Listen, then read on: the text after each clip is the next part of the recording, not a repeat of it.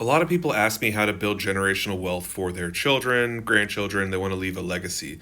So I'm going to give one hypothetical example using a unique new rule allowed by the government of 529s to Roth IRAs. Here's the example. Right when they're born, you contribute $1,000 to their 529 plan, which is meant for education.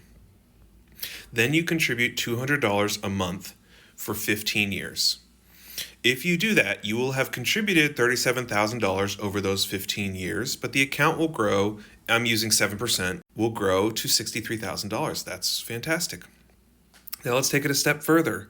If you want to do a 529 plan transfer to Roth IRA for your child, you can do so with a few rules in mind. So first off, the 529 plan has to exist for at least 15 years. So that's why this example is 15 years. You cannot take the last 5 years of contributions and earnings from the 529 plan and transfer them. So you have to leave that amount in. So that's why we're going to use the numbers from year 10 here in a moment. And this is great because at around 15 or 16 years old, your child might have their first job. So the child has to have compensation income in order to do this type of transfer, okay? So ideally, they're working at this point, they're 15, 16. We can't take this whole 63,000 and move it to the Roth, right? We have to start with the balance of year 10, right? We can't take the last 5 years of contributions or earnings. So at year 10, we've made about $35,000, which just so happens to be the maximum limit that you can do this type of transfer. Now, the transfer cannot happen all at once.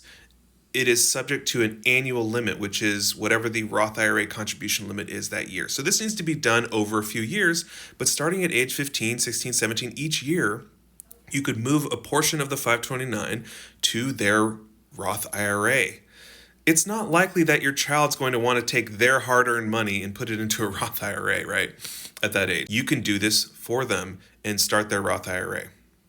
Now, I've simplified the next step because, like I mentioned, you'd have to do this in chunks every year, right, to get to that $35,000 limit to do this 529 plan to Roth IRA transfer.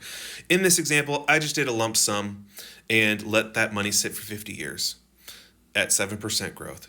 So at this point, your child is 65 years old and has $1 million. Now, this won't be that much as you think, given with inflation, $1 million won't go as far as it does today, as it will in 50 years. But what a great way to build generational wealth for your children.